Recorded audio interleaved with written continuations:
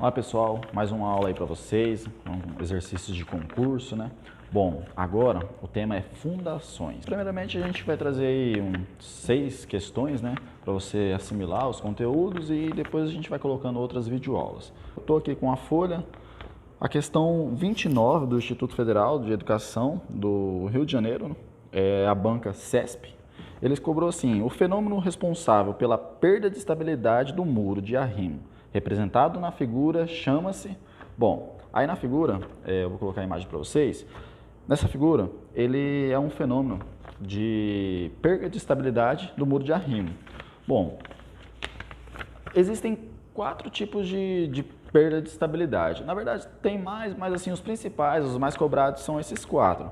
Que é o que? O deslizamento da base, ou seja, a base, ela desliza, tipo, no sentido horizontal, e faz com que todo o muro se desloque.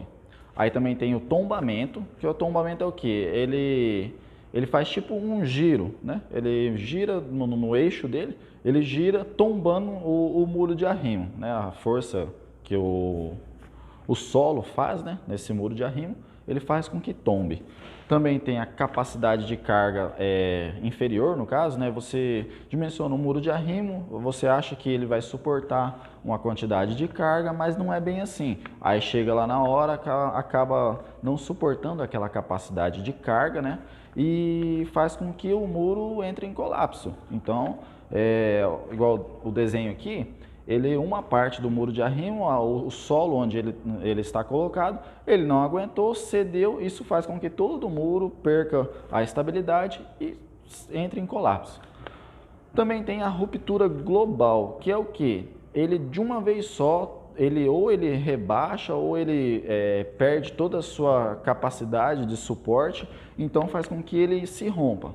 Bom, a alternativa aí então é o tombamento. Bom, a questão 22 é o seguinte, é do Ministério Público do Pernambuco, né, de 2018. A banca é a Fundação Carlos Chagas. É uma banca aí que vem sendo cobrada em vários concursos aí, né? Eles estão ganhando bastante concursos desses aí, de engenharia principalmente. Então é o seguinte, diz o quê?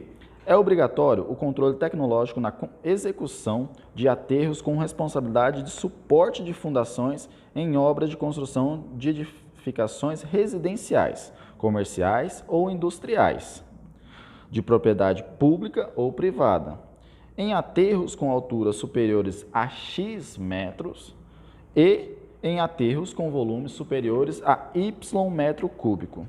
Os valores de X e Y são... Então, bom, primeiramente a gente vai ter que se embasar no quê? Primeiramente, você vai ter que ir lá na NBR 5681, que trata de controle tecnológico da execução de aterros em edificações, né, obras. De início, né, na NBR, você já vê o quê? Quais edificações, né, quais parâmetros são obrigatórios para você fazer o controle de aterro, no caso. É o seguinte: para suporte de fundações, pavimentos ou estrutura de contenção. Então, você tem que ter o controle se você for fazer isso, para fundações, pavimentos ou estrutura de contenção. Aterros com altura superior a 1 metro, ou seja, se você fez um aterro superior a 1 metro, você vai ter que fazer o controle de qualidade desse aterro. E aterros com volume superior a 1000 metros cúbicos. Ou seja, na questão aqui, a alternativa que trata do número 1 para altura superior e 1000 para volume superior é a alternativa E. Então, colocando aí a resposta, alternativa E. Terceira questão. A terceira questão trata o seguinte, a questão 36 da Companhia de Saneamento Básico de São Paulo, a Sabesp, de 2018. A fundação também, Fundação Carlos Chagas. É a questão relacionada a estacas de aço para fundações. Então, em relação às estacas de aço, considere: a cravação de estacas pode ser feita apenas por percussão? Bom, a cravação de estaca de aço, ela pode ser feita por percussão, prensagem, né, que você coloca um macaco hidráulico, ele vai prensando, né, prensagem, e por vibração, ela vai vibrando e vai descendo até, né, a profundidade que você necessita.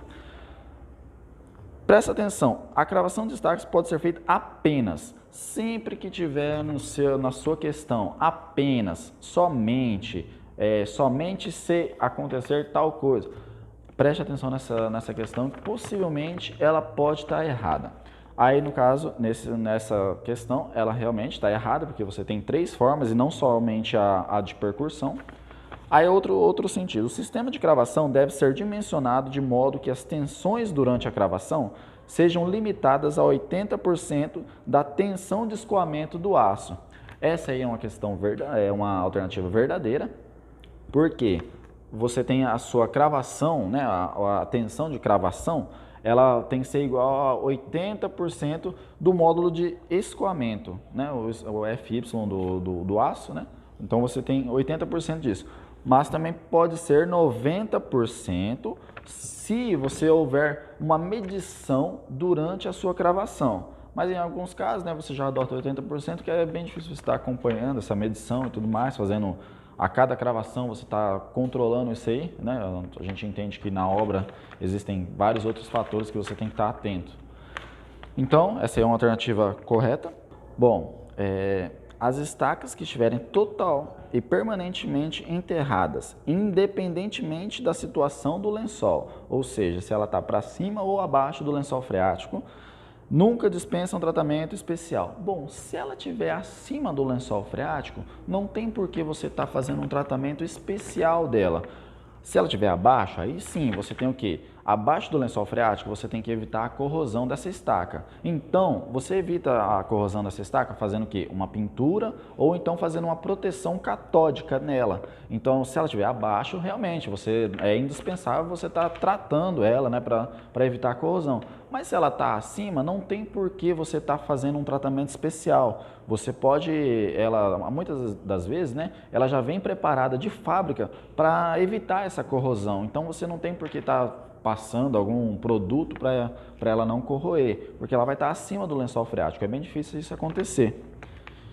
Aí a outra alternativa, que é a alternativa 4, quando a cravação for executada com martelo de queda livre, o peso do martelo não deve ser inferior a 10 kN. É o seguinte, para cravação por um martelo de queda livre, no caso, né, um tipo de cravação, você tem dois parâmetros que você tem que estar atento, que é o quê? O peso do pilão dividido pelo peso da estaca, ou seja, a relação, né, entre o peso do pilão e o peso da estaca, ele tem que ser maior que 0,5. E o outro fator que você tem que prestar atenção é o quê? Que o peso do martelo, ele tem que ser maior que 10 kN. Então, essa alternativa aí está correta. Colocando aí as duas alternativas que estão corretas, a alternativa 2 e a alternativa 4, a única questão que fala sobre isso, no caso, né, que a 2 e a 4 está correta, é a letra C. Então, gabarito aí, letra C. Continuando então, a questão 41, que é da Empresa Brasileira de Serviços Hospitalares, de 2018, a banca é o Centro de Seleção e Promoção de Eventos UNB, também é CESP. Então, diz o seguinte, julgue os itens seguintes, né, a respeito de sondagens e fundações. Em estudos de viabilidade, quando ainda não esteja definida a localização dos edifícios, a norma brasileira orienta a realização de apenas um furo de sondagem para simples reconhecimento do solo. Aí ele pergunta se é certo ou errado.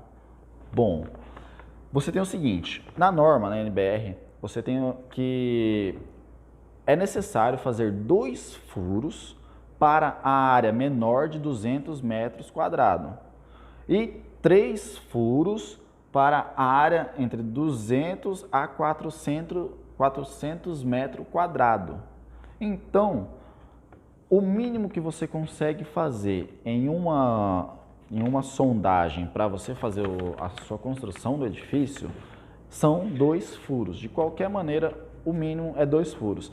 Outro quesito também importante, que geralmente cai nos concursos, que eu estou trazendo aqui também, é o seguinte, o espaçamento entre esses furos, ele tem que ser de 100 metros.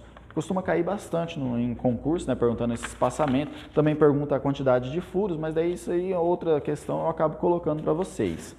Aí o espaçamento entre esses furos, de 100 metros, né, eu coloquei o de 3 furos, mas poderia ser o de 2 furos, né, para a área menor de 200 metros quadrados.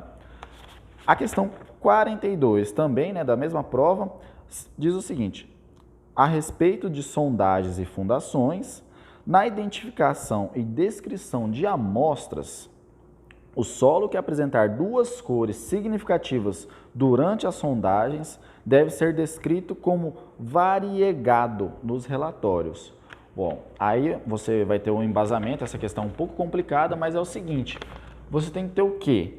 Na NBR 6484, que trata de metodologia, né, do SPT, ele diz o seguinte, no item 6.67, o solo, você só vai colocar variegado para solos com mais de duas cores. Aqui ele fala o seguinte: o solo que apresentar duas cores. Então, bom, se é duas cores, é até duas cores. Passando disso aí, seria variegado. Então, a questão está errada também.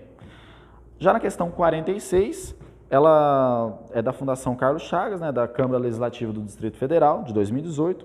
Considere o projeto para a execução de fundações superficiais próximas, porém situadas em cotas diferentes. Aí tem ali, né, o desenho e fala assim: no caso de solos resistentes, a reta de maior declive que passa pelas bordas das sapatas, pelos bordos, né, bordas da sapata, deve fazer com a vertical um ângulo de... Aí é o seguinte, aqui você tem as duas sapatas e ele quer saber qual seria o ângulo para um solo resistente. Na norma, na NBR 6122, você tem o seguinte: são três casos: 30 graus para solos rochosos ou rochas, 45 graus para solos resistentes e 60 graus para solos pouco resistentes. Também fala, não pergunta no exercício, mas é bom trazer, que é o seguinte: a primeira sapata a ser executada é sempre a mais profunda. E outra coisa também interessante é o seguinte, pode ver, o grau dela diminui conforme o solo for mais resistente. Ou seja, aqui em rochas é um solo bem resistente, então o grau dela é 30, ou seja, ela pode ficar mais próxima. Já o solo de 60 graus, ele é um pouco resistente, então você tem que deixar ela mais afastada, justamente por isso, porque o solo ele não é tão resistente. Então, o ângulo de 60 graus vai fazer com que ela se distancie. Fazendo assim, então, né, você tendo, justamente para solos que são moles, no caso, né, você deixa as sapatas mais afastadas possível. Então, a resposta aí é a letra E, 45 graus para solos resistentes. Se você gostou desse vídeo, clica aí embaixo em gostei, também ativa o sininho para receber notificações e se inscreva no canal para fortalecer, para a gente continuar trazendo vídeos para vocês. Muito obrigado!